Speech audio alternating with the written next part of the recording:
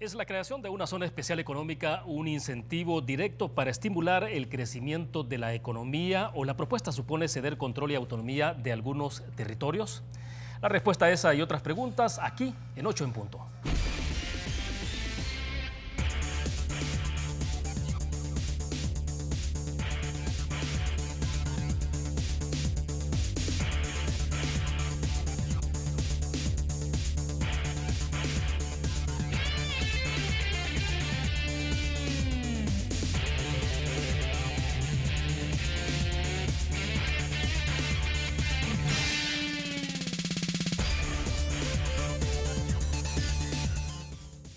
Este es el momento de todos. Banco Agrícola nos hace un llamado a la reflexión, que nos demos cuenta que este es el momento de hacer que las cosas sucedan, de superar adversidades y además de sobrepasar los límites. Es nuestro momento de construir un mejor país todos. Es un gusto que nos acompañen en 8 en punto en este viernes al cierre de la semana. Queremos agradecer que están con nosotros en nuestros estudios Luis Cardenal, presidente de la Asociación Nacional de la Empresa Privada ANEP. Luis, es un gusto que nos acompañe. Bienvenido, buenas noches. Muchísimas gracias, buenas noches y un saludo a los estimados televidentes. Feliz viernes. Perfecto, también agradecemos a Javier Argueta, director legal de la Asociación Nacional de la Empresa Privada ANEP. Javier, bienvenido, buenas noches. Buenas noches, William, a la orden. Bueno, iniciamos varios temas en agenda, trataremos de avanzar porque creo que es una semana que se planta con bastante reflexión sobre temas muy relevantes. Luis, para comenzar, hemos conocido esta semana, ¿no?, un reclamo reiterado, porque esto parece que ya no es una cuestión y parece que se ha vuelto crónica, y es que el Consejo Superior del Trabajo sigue emproblemado, la ausencia de la ANEP y la Organización Internacional del Trabajo, que entonces está insistiendo sobre la ausencia del sector privado, pero también ha emitido algunas declaraciones fuertes en ese sentido hacia el Ejecutivo. Un poco, ¿cuál es el estado? ¿Qué está pasando finalmente? ¿Ustedes como sector empresarial siguen ausentes entonces dentro del Consejo Superior del Trabajo? Nosotros seguimos ausentes y seguiremos ausentes mientras el Estado de Derecho no sea respetado por el Ministerio de Trabajo y por el gobierno. Nosotros hemos dicho con toda claridad, tanto a la OIT como a las autoridades gubernamentales, de que no vamos a asistir o a formar parte de instancias que a la hora de ser conformadas fueron conformadas a través de ilegalidades.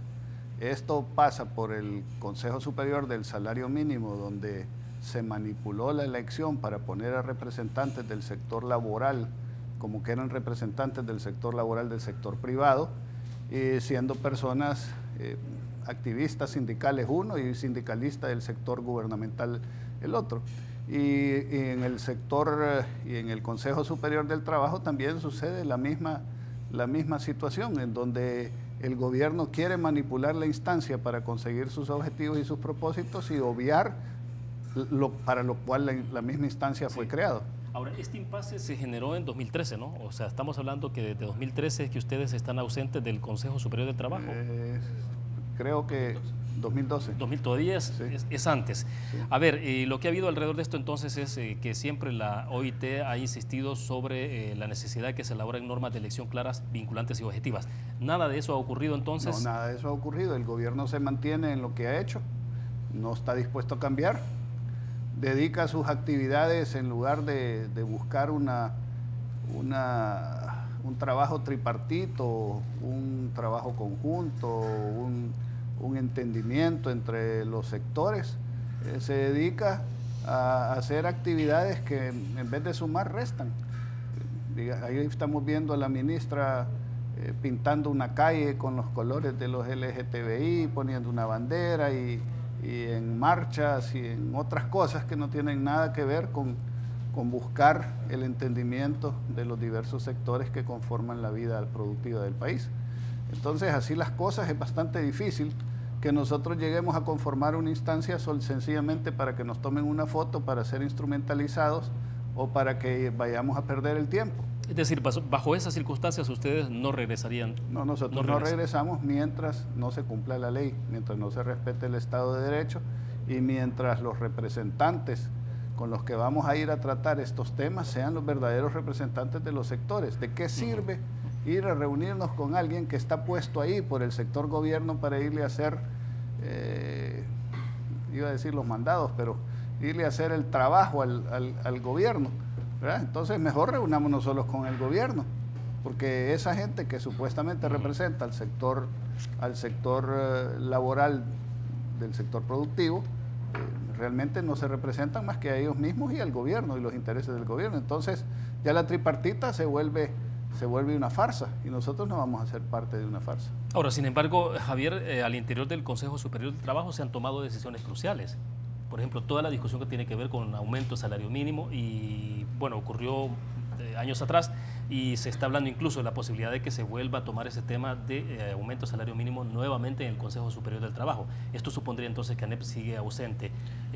En términos jurídicos, ¿cómo se plantea esta discusión? Sobre todo, debo entender que en tu caso particular también estuviste en algún momento determinado en Ginebra, en Suiza, ahí en OIT, exponiendo este tema. Sí, bueno, fue Waldo, nuestro director económico.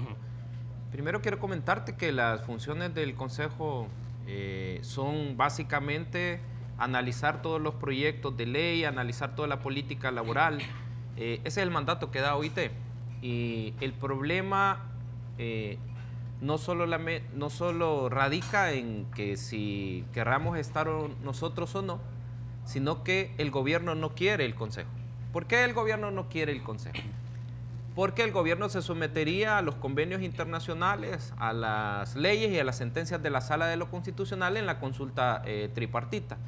Entonces, el problema se ha dado en que el gobierno tiene un grupo de sindicalistas alineados al partido FMLN y hay otro grupo que es el 70% de sindicalistas que han escogido personas representantes para el Consejo, pero quedaron fuera inicialmente los representantes en la elección de los sindicalistas del FMLN. De ahí la ministra obligó, entiendo yo, a todos los sindicalistas a que a la fuerza metieran al grupo afín al FMLN. Y desde ahí se entrampó el tema. Hay una serie de políticas públicas laborales que se están dando que lastimosamente no están pasando por el Consejo. Hay una serie de reformas a leyes que se están dando que no están siendo consultadas con el sector privado ni con el sector laboral, sino que simple y sencillamente se presentan y los daños económicos al final son irreversibles, ¿verdad? A ver, pero ¿no sería mejor en un momento determinado reconsiderar si deben participar o no? Digo, porque si están tomándose ahí decisiones que son cruciales para la actividad económica en el país, ¿no será en la valoración que están haciendo que es mejor estar dentro o estar fuera en estas condiciones? Es que lo que pasa es que la participación que ellos nos presentan, que estemos nosotros, ellos ponen condiciones que básicamente son sistemas o temas de ilegalidades. El gobierno de alguna manera hace comisiones, y eso es en general, y de esas comisiones pone condiciones que no se pueden cumplir o quieren imponer ellos. Entonces, y la presencia de ANEP supondría entonces que avalar claro, darle legitimidad a esos procesos. Claro, todos procesos ilegales. De acuerdo. A ver, eso que está viendo usted ahí es que El Salvador cerró en 2017 con una deuda de 169.492 francos suizos ante la Organización Internacional del Trabajo. Esto es en dólares, un poco más de $170.000. Y esto porque hay las cuotas que cada país tiene que pagar para pertenecer al organismo. O sea, que ese es otro tema pendiente. Luis, o sea, no solo estamos hablando de un tema local, de cómo ustedes en todo caso como sector empresarial están siendo tratados, sino también de cómo se está mostrando el país ante el organismo internacional con el pago de las cuotas. Bueno, esto lo que demuestra es una tendencia a cómo se maneja la cosa pública, ¿verdad? Ellos pretenden de que las instancias sean utilizadas para sus propios intereses, pero no cumplen con las responsabilidades que las mismas instancias les piden. Es una pena de que en instancias internacionales como esta El Salvador sea señalado como alguien que no cumple con sus compromisos, no cumple con los compromisos de los tratados que firma y tampoco cumple con sus compromisos económicos de pagar las cuotas que corresponden.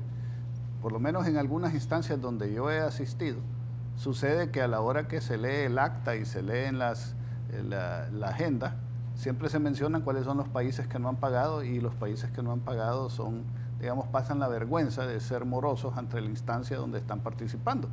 Entonces, esto es una muestra más de cómo este gobierno nos ha endeudado, ha reducido la atracción de la inversión, el crecimiento, la generación de empleo, Y en todos los indicadores, en todos los campos donde volteamos a ver, hay problemas. Y no los quieren reconocer. Y si no los quieren reconocer, entonces no los podemos empezar a componer. Entonces, participar, como ya bien dijo Javier, en una instancia ilegal, donde va a ser instrumentalizada, donde lo que se busca son propósitos que no son para lo que la instancia en realidad ha sido creada, para nosotros no vale la pena. ¿Cuál sería la señal específica que ustedes estarían esperando entonces para dar un paso que vaya orientado ahora sí a poder unificar esfuerzos y entonces que veamos a todos los representantes de todos los sectores sentados ahí en el Consejo Superior? Bueno, que respeten la ley, que se hagan las cosas tal como debe de ser, sin ningún manipuleo, sin ninguna maniobra sucia debajo de la mesa, sin estar coartándole la libertad de asociación sindical a los trabajadores del sector y sin tratar de manipularnos a nosotros. Si las cosas se hacen bien, si la instancia fue creada para llegar a entendimientos y acuerdos, esos entendimientos pasan en primer lugar porque haya la voluntad, que exista el compromiso, que se cumplan las leyes y que nos tratemos con respeto.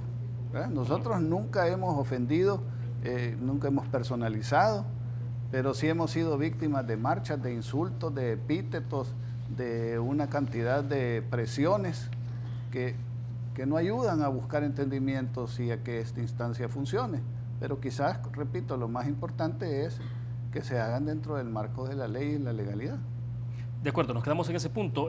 Cuando regresemos hablamos un poco sobre la iniciativa del Gobierno de la República que ha incluido a 26 municipios en esta figura de zona económica especial. Me interesa conocer la opinión de ustedes también de cómo se plantea esto y qué implicaciones tiene para la economía de nuestro país.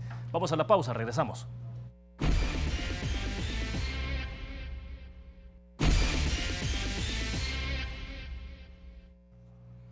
Quien nos acompaña en 8 en punto, continuamos conversando con el presidente de la Asociación Nacional de la Empresa Privada ANEP, Luis Cardenal, también con Javier Argueta, director del área legal de ANEP. Para avanzar rápido y antes de eso, recordarles a ustedes que el Banco Promérica cuenta con la garantía de rapidez en todas sus cajas, donde te atienden en 20 minutos o menos. Ahora sí, entonces retomamos el tema de la iniciativa que ha presentado el Ejecutivo ante la Asamblea Legislativa. Entenderíamos que esta propuesta ya de alguna forma goza con una especie de unanimidad en Asamblea Legislativa y esto sería un paso importante si ese fuese el caso. Luis, la zona especial económica, porque se está hablando de 26 municipios de la zona oriental del país que podrían ser beneficiados, pero claro, aquí hay mucha tela que cortar aún porque apenas el proyecto ha llegado a manos de los diputados. En términos generales, me gustaría tener una visión suya sobre en qué consiste la zona especial económica. Bueno, quizás haciendo un poquito de historia. Esto se inicia con el concepto que empezó, digamos, a vivir China con Hong Kong, donde Hong Kong era la salida comercial de toda la industria que podía tener China. Y Hong Kong tenía un gran bienestar, un gran desarrollo económico, etcétera, y China, con su sistema caduco, estaba en bancarrota. Cuando recupera China la parte de Hong Kong, toman la decisión de copiar el modelo de Hong Kong en el resto de China y entonces ahora vemos cómo China ha venido creciendo. Tiene un modelo económico liberal y tiene un modelo político comunista y ha estado dando algunos resultados en algunas áreas.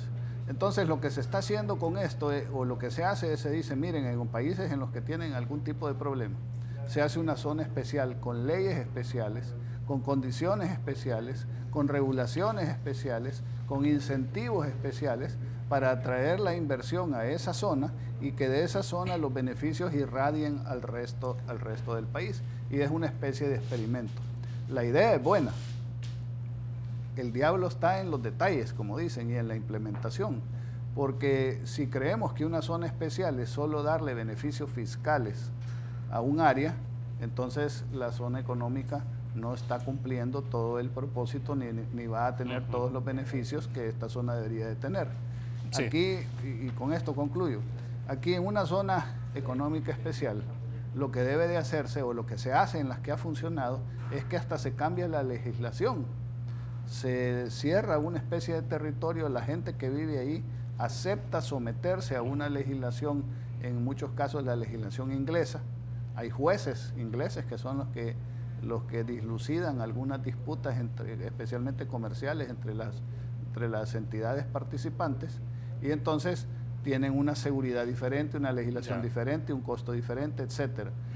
¿Por qué creemos que es importante? Bueno, porque eso demuestra lo que funciona y lo que no funciona. En nuestra opinión, El Salvador es tan pequeño que El Salvador entero debería de ser una sola zona económica especial, donde esas condiciones que hacen que los salvadoreños migren a buscar oportunidades a los países donde existen estas oportunidades, las hagamos en El Salvador. Veremos si eso es lo que se está tratando de implementar aquí. Sí, vamos a escuchar declaraciones del vicepresidente de la República, Óscar Ortiz, y secretario técnico, que hace referencia justamente a este anteproyecto de ley. A una zona que históricamente ha estado muy deprimida. Una de las características para tomar en cuenta estos 25 municipios son los niveles de pobreza, la falta de actividad productiva, y lo que busca como centro es generar actividad productiva para producir más y mejores empleos. Bien, eso es lo que decía el vicepresidente de la República. Esos son los objetivos, ¿verdad? Claro. Ahora, si los objetivos se van a cumplir con la propuesta, esa es el análisis que hay que hacerse. Y repito, estamos analizando nosotros la propuesta que se está llevando a la Asamblea Legislativa. Vemos que se queda corta a la propuesta que nosotros hicimos en la instancia de diálogo y negociación que tuvimos con el gobierno y en una propuesta que le hicimos nosotros al BID y al gobierno de Estados Unidos para el desarrollo del Triángulo Norte, donde El Salvador tuvo que presentar 7 diferentes proyectos que generaran empleo, desarrollo, integraran la región y produjeran beneficio para todos los ciudadanos, y dentro de uno de esos proyectos estaba la propuesta de una zona especial. Sí. Luis, cuando hice la introducción de la entrevista de esta noche, hice la pregunta específica, ¿no?, sobre si esta creación de la zona especial económica es un incentivo directo al estímulo para la economía, pero si también esto no supone, por ejemplo, ceder control o el tema de soberanía, porque es una discusión que también que no es nueva en otras latitudes. El caso inmediato, lo que tenemos en Honduras, lo que pretende hacer Honduras sobre Amapala, y ahí está planteada la discusión y abierto todo el debate sobre qué tanto se está cediendo soberanía, es decir, si los jueces en el tema laboral ya no serán nuestras leyes, nuestros jueces, entonces, ¿cómo se va a operar? O sea, no se cede demasiado espacio, demasiada autonomía, claro, ¿a cambio de qué?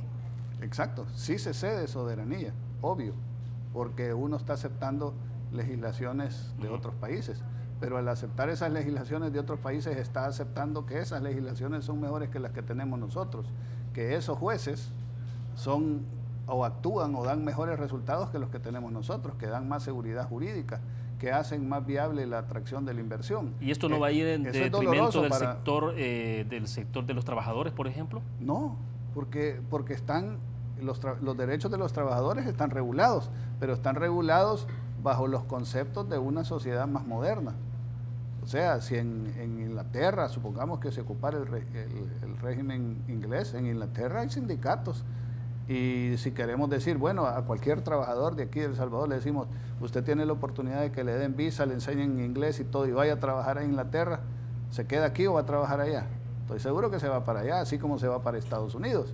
Entonces, significa, no le están poniendo la legislación de perdón si me equivoco y si ofendo a alguien con esto, de Etiopía o de algún país que esté en peor circunstancias que las nuestras, si es que acaso ellos están peor que nosotros, sino que se le está poniendo una legislación más moderna, que funcione, que resuelva rápido, que para cumplir pronto, para que exista pronta y cumplida justicia no se pasen 4, 5, 10, 11 años, ¿verdad? Entonces, sí, ese es un cambio que hay que hacer, por eso hay mucha gente que se resiste, porque no le gusta admitir que lo que tenemos no funciona tan bien y que hay otras cosas que funcionan mejor en otro lado, pero yo creo que los beneficios, si se hace bien, los beneficios sobrepasan las posibles dificultades. Bueno, a propósito, en el tema de incentivos, veamos y escuchemos lo que dice Luz Estrella, la ministra de Economía. Veamos. Habla de exoneración y excepción de algunos impuestos por un periodo determinado de tiempo y, por otra parte, las empresas que decidan establecerse en el territorio nacional gozarán de ciertos incentivos adicionales. Cambia el régimen, es un régimen más liberatorio en materia aduanera, ¿verdad? Esto también da un atractivo para las empresas.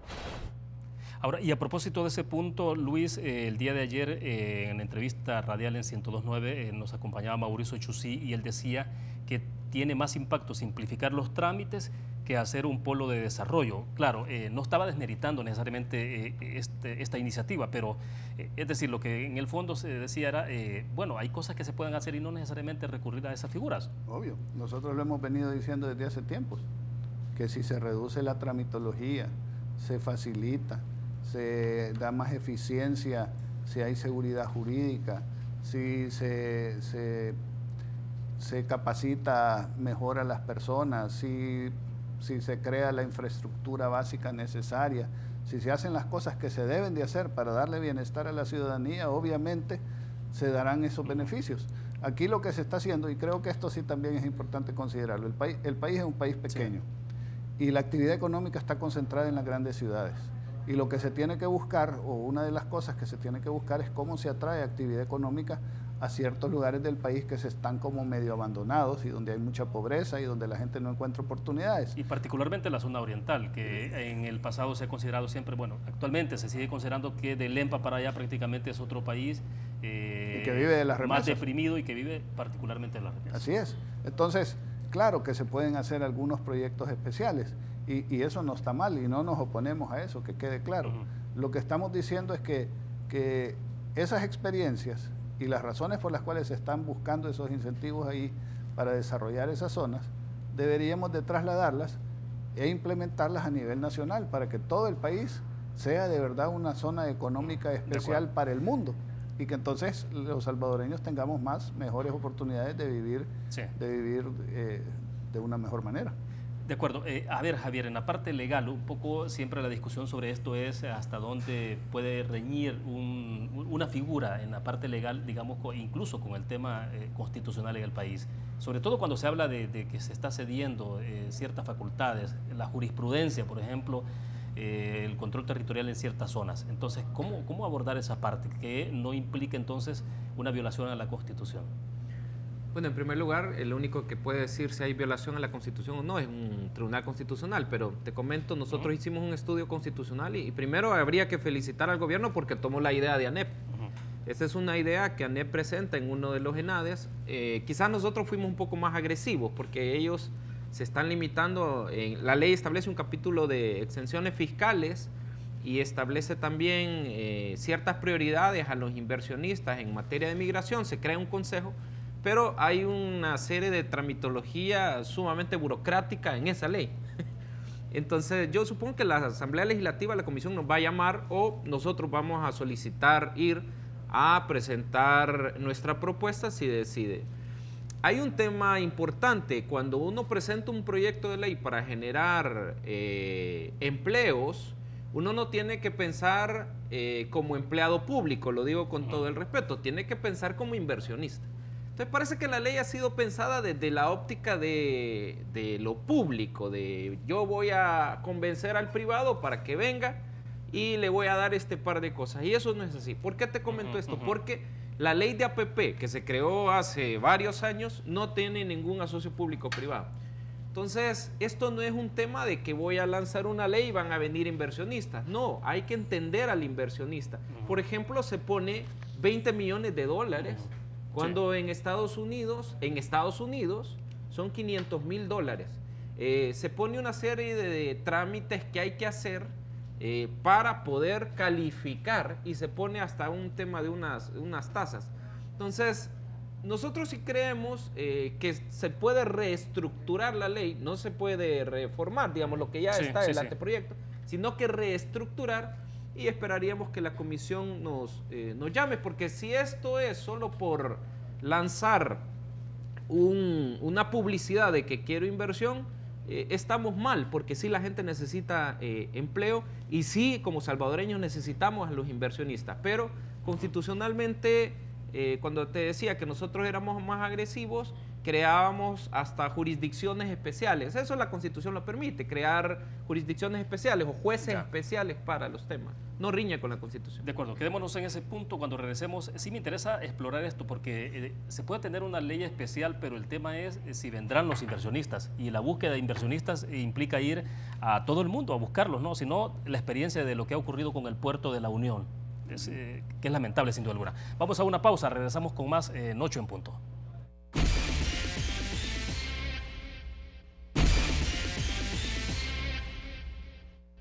Bien, nos quedábamos en el segmento anterior sobre este apartado, ¿no? Porque les decía, y eso quiero escuchar la opinión, Luis, para que cerremos sobre este tema, y es sobre la búsqueda de los inversionistas, las condiciones que se les dan, desde luego, ¿no? O sea, un inversionista va a venir al país, si hay estabilidad, bueno, ustedes han señalado mucho el tema de incertidumbre, pero la parte que tiene que ver de las condiciones, porque cualquier inversionista, como se ha dicho antes, en algún momento, el que va a invertir $1 millón, $2 millones, $5 millones está pensando en cuánto tiempo puede retornar su capital y en ese periodo pues tener condiciones para poder hacerlo. Eso pasa en cualquier país en el mundo, pero el punto de búsqueda de inversionistas es esencial. ¿Cómo lo ven ustedes? Bueno, tenemos que entender, y ya lo dijo claramente Javier, de que la ley debe de ser hecha pensando en cómo piensan los inversionistas. Los inversionistas no tienen como opción única El Salvador. El Salvador es una opción más de las muchas que existen en el abanico de atracción de inversiones en el mundo. Y deberíamos de hacer un análisis, por ejemplo, de con quién competimos en el área centroamericana. Honduras nos lleva alguna ventaja. Y en ese sentido, comparemos con lo que está ofreciendo Honduras en su zona económica especial y veamos cuál es más atractiva para el inversionista, porque ahí es donde el inversionista se va a ir.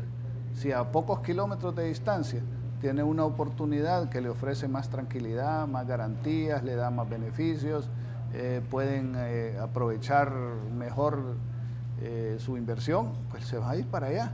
Y me da la impresión que si comparamos este anteproyecto con lo que está haciendo Honduras, Honduras nos lleva una gran ventaja y esto no va a servir para atraer inversiones, va a ser otra ley APP, que se dice que se hace la ley para que podamos decir que tenemos ley, pero en realidad la ley es tan poco atractiva que nadie viene a invertir. Se está haciendo un nuevo esfuerzo reformando la ley de APP y ahora hay un proyecto que se va a sacar a licitación para la iluminación y videovigilancia de 140 kilómetros de carretera. Sí. Vamos a ver qué tan bien nos va, pero creo yo que no podemos ser tan egocéntricos de creer de que nosotros somos los únicos y que estamos descubriendo el agua tibia cuando hacemos una propuesta de esta, sino que deberíamos de copiar y mejorar aquellas que ya se han hecho en otros lados y han sido exitosas. Ahora, decía en el segmento pasado, hacía referencia al caso del puerto de la Unión también, porque lo de la Unión es como el ejemplo de lo que quizá no se debe hacer, ¿no? Correcto. Tenemos finalmente un puerto que no funciona ahí en la Unión, pero mientras otros puertos en el área centroamericana sí los desarrollaron y sí pudieron impulsarlos. Es una lástima, yo diría casi un pecado lo que ha pasado en el puerto de la Unión. Fuimos los primeros, en ese momento había una ventana de oportunidad, Panamá no había ampliado su canal, había una necesidad mundial de manejar la carga de los Trans-Panamá, de esos barcos enormes. Existía la posibilidad de ocupar eso como un centro logístico que desarrollara toda la región, la posibilidad de hacer un canal seco con Honduras, que todavía no había modernizado ni construido los puertos que tiene ahora. Guatemala tampoco había modernizado los de ellos. Y mientras nosotros estuvimos patinando y seguimos patinando con el puerto de la Unión, toda esa situación regional ha cambiado. Y ahora el puerto de la Unión tiene que reinventarse y buscar de qué manera se vuelve a replantear ante los inversionistas internacionales para atraer esa inversión que se necesita para ponerlo a funcionar. Una de las cosas principales que se perdió fue que en aquel momento habían gente que manejaba puertos a nivel mundial, empresas que manejaban puertos a nivel mundial interesados en tomar y manejar el puerto de la Unión. Pero nunca se pudo licitar finalmente. Nunca se pudo licitar y se les complicó y se les hizo la cosa tan difícil que la gente decidió irse a otro lado. Y están en otros lados y nosotros aquí con una inversión que se ha vuelto un gran parqueo que hay que estarlo manteniendo y que no nos produce nada.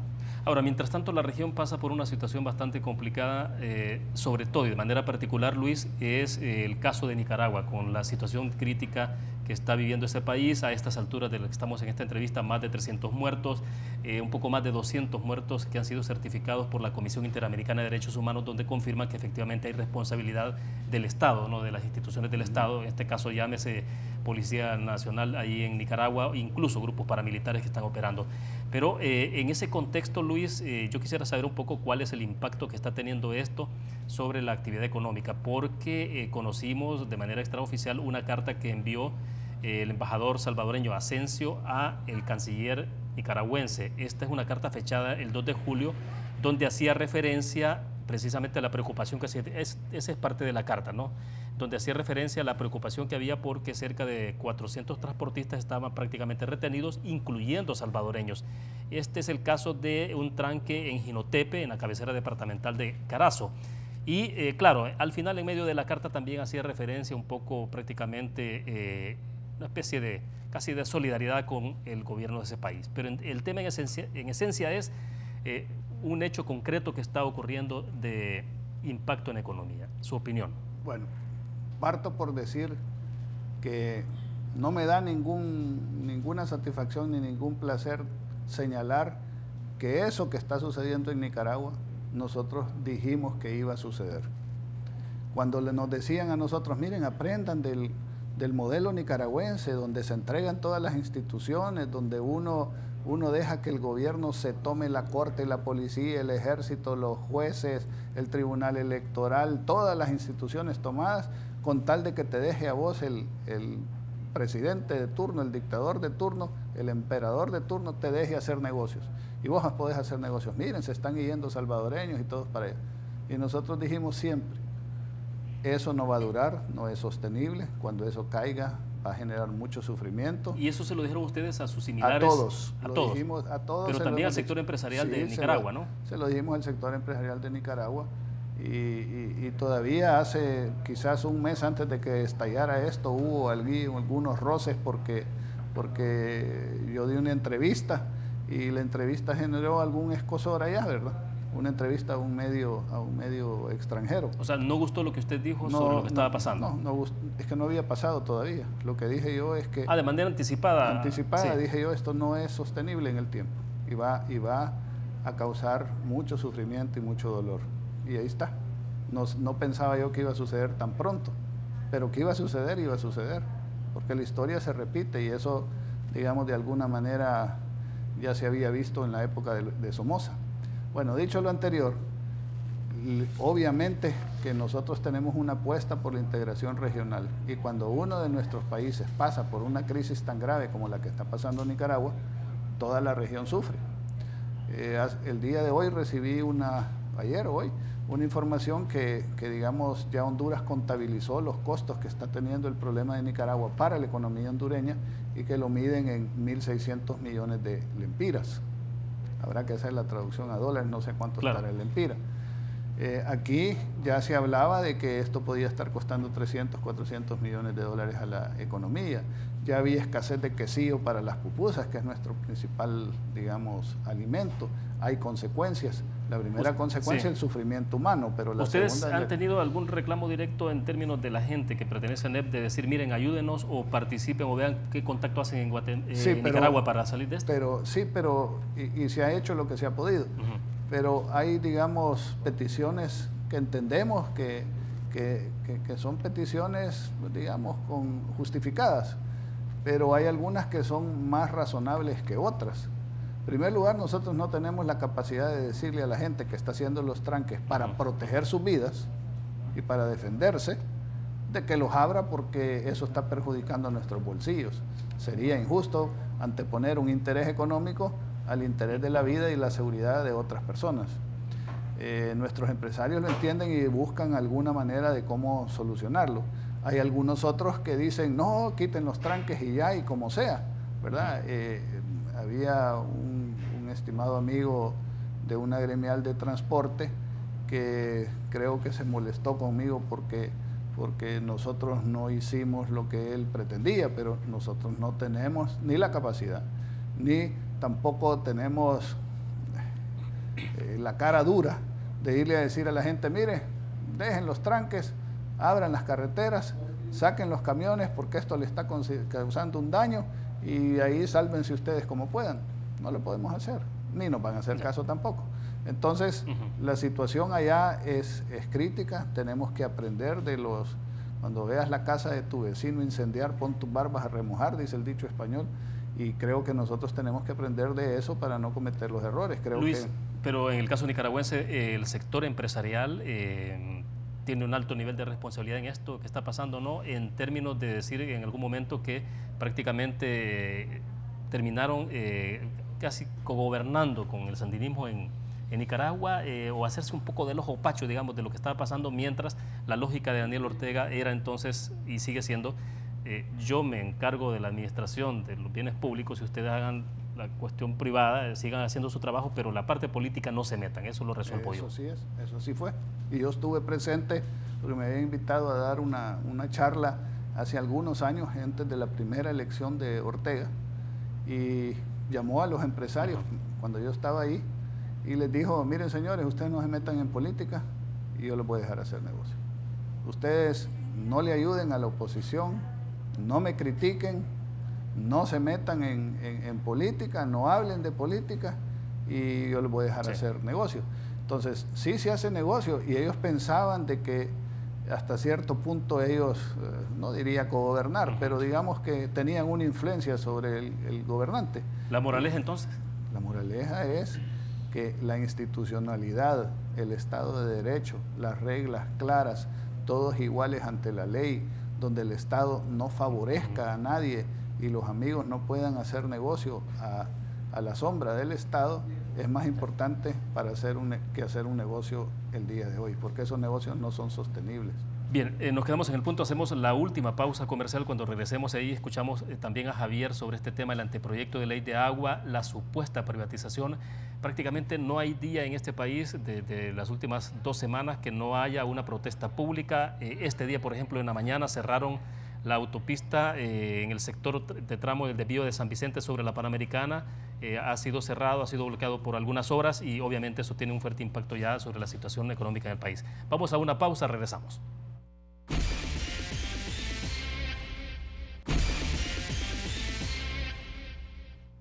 Bien, continuamos y estamos al cierre de 8 en punto. Javier, está planteado prácticamente el anteproyecto de ley de agua en discusión en la Asamblea Legislativa y alrededor de esto todo el tema de si privatiza o no y lo que más se ha reclamado en el punto que tiene que ver de la parte gerencial, ¿no? Y de la integración de 2 representantes del sector privado, 2 representantes de Comures y un representante del Ejecutivo. Algunos dicen, bueno, es que ahí prácticamente lo que se apunta es a una privatización, algo casi como encubierto, ¿no? Porque finalmente, si hay 2 representantes de NEP más 2 representantes de Comures, que eventualmente ahora la correlación está a favor de la derecha, dice, entonces prácticamente hay desventaja y ahí se pueden tomar decisiones importantes.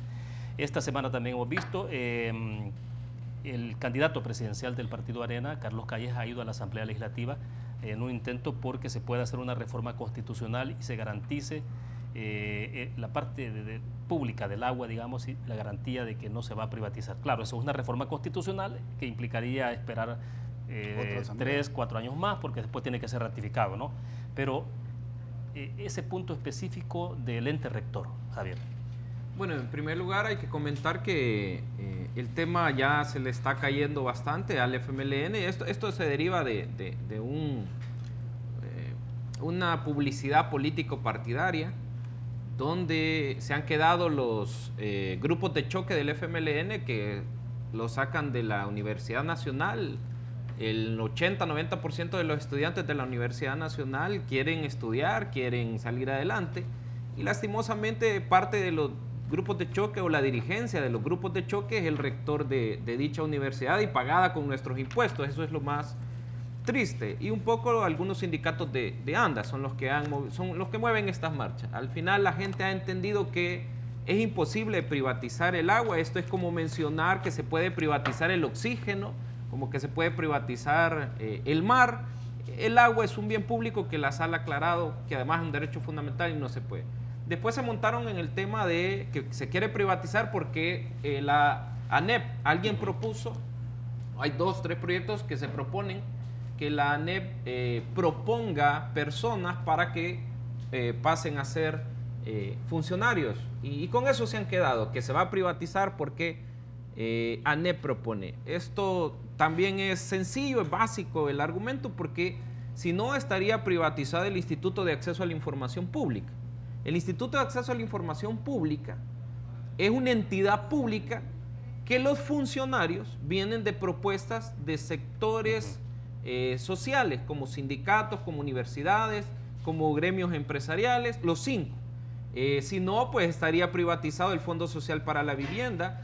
Este es un tema, lo que no quieren ellos es que la ANEP proponga personas para que sean independientes frente a cualquier gobierno. Nosotros lo que hemos dicho es que la Asamblea Legislativa tiene que llamar a las comunidades, tiene que llamar a las universidades para que hagan propuestas. Si es en la comisión, así debe de ser. Ahora, pero entonces, Javier, la sola presencia de la representación de ANEP o el sector privado ahí no se puede traducir automáticamente en el intento por privatizar el servicio del agua potable. Bueno, en primer lugar, la ANEP no tiene representación en ninguna de las autónomas, porque lo que hace la ANEP es que propone personas y estas personas pasan a ser funcionarios públicos. La vez pasada platicábamos con un rector de una universidad que nos mandó a llamar, una universidad que ha estado un poco beligerante en el tema también, y lo que se le decía es, por ejemplo, que si el presidente cardenal pasa a ser funcionario público de una autónoma, o yo paso a ser funcionario público, yo 10 años después, si hago ilegal algo, no voy a estar pidiéndole a la ANEP abogado para salir del problema, por si es un tema de probidad, un tema de corte de cuentas, pasan a ser funcionarios públicos. La ANEP no tiene representación. Eso es muy importante tenerlo en cuenta. Las universidades no tienen representación. Lo que hacen los sectores sociales es que presentan propuestas. Entonces, sí, eso es un argumento que se ha agarrado para decir que se ha privatizado. Hay un punto muy importante acá. Todo este tema gira alrededor de bajar el tema de los 351 millones de dólares que supuestamente el presidente Mauricio Funes, que anda prófugo, y su familia, como sabemos todos, tomó del erario público, que nosotros hemos visto que no son 351 millones de dólares, puede ser muchísimo más. Entonces, ante eso se levanta la privatización. Nunca nadie de todos los dirigentes, incluso el rector de la Universidad Nacional, te ha dicho cómo se privatiza. Dicen, no queremos que se privatice el agua, pero pregúntales, si algún día se pudiese, ¿cómo se privatiza el agua? Ah, no, es que tiene 2 representaciones la ANEP. Es decir, el argumento es muy básico, es muy sencillo. Ya. Ahora, Luis, del artículo que estamos hablando específicamente es el artículo 14, que tiene que ver con la composición de la Junta Directiva. Decíamos, Carlos Calleja llega a la Asamblea Legislativa y presenta una iniciativa que tiene que ver con reforma constitucional, pero de una vez también se expresa que no está a favor en términos de cómo está configurada esta propuesta y de representación del sector privado. Pregunto, en un momento determinado, digamos, el sector... ¿se puede retirar esa representación del sector privado allí en este ente? Se puede. Es lástima que vamos a tener tan poco tiempo. En primer lugar, reiteramos que nosotros no estamos ni interesados en privatizar, ni nunca lo hemos estado, ni se puede. Segundo, esta es una cortina de humo. Tercero, nosotros lo que queremos es que el ANA o la instancia direccional del agua sea una instancia técnica y no política. Y lo que ellos están pretendiendo es que sea una instancia política. Aquí no hay escasez de agua, aquí hay una crisis de abundancia de agua mal manejada, con corrupción y con ineficiencia. ¿Quién ha manejado el agua aquí en El Salvador? ANDA. ¿Y quién maneja ANDA? Pues los mismos representantes que quieren poner en la otra instancia. Si hacemos lo mismo, ¿podemos esperar resultados diferentes o los mismos resultados? ¿Qué ha pasado en estos momentos? Bueno, aquí tenemos que llueve 1.800 milímetros de agua al año, que cuando llueve la gente se tiene que ir a esconder porque se los llevan las correntadas. Ya se llevó hasta un bus lleno de cristianos la correntada de agua. El agua se desperdicia, lava la tierra fértil, la tira al océano, y nosotros no estamos haciendo nada para conservar el agua, para manejarla bien, para que nuestros ríos no se contaminen, para que sea agua limpia y le llegue a todos los sectores. Entonces lo que queríamos hacer es hacer una propuesta para que eso se solucionara. ¿Y qué es lo que ha pasado? Bueno, que esa propuesta se ha politizado, se ha manejado para esconder una crisis creada por la misma ANDA. ¿Cómo se les ocurre? Solo termino la idea. Solo se les ocurre de que ahora que se ha quedado 1 millón de salvadoreños sin agua porque las tuberías se cayeron y la primera excusa que se les ocurrió es que había sabotaje? Entonces venimos a encontrarnos con el caso del candidato de Arena, que creo yo que se sintió intimidado y sin analizar a profundidad las cosas, se dejó ir a decir como que si la mentira que se estaba diciendo era cierta. ¿Él nunca discutió con ANEP cuál podía ser la posición o decir, bueno, para buscar respaldos, consensos, etcétera? Nunca lo discutió y yo no sé quiénes serán sus asesores en este tema para salir hasta cierto punto, para evitar una discusión de principios, salir retirándose y diciendo, no, yo en eso no, ¿verdad? Me parece que se está equivocando, porque si vamos a competir a ver quién es más populista, siempre habrán otros más irresponsables que serán más populistas a la hora de hacer estas propuestas. ¿Ve acciones populistas entonces en el caso de Carlos Calleja? Veo acciones populistas en estas declaraciones que se dieron en el caso de ANDA, en las cuales no se habló con la verdad, no se defendieron principios, no se analizaron a profundidad el proyecto y sencillamente se buscó una salida fácil en la cual pareció darle la razón a todos los que estaban atacando injustamente a ANEP y les dio la razón con esas declaraciones.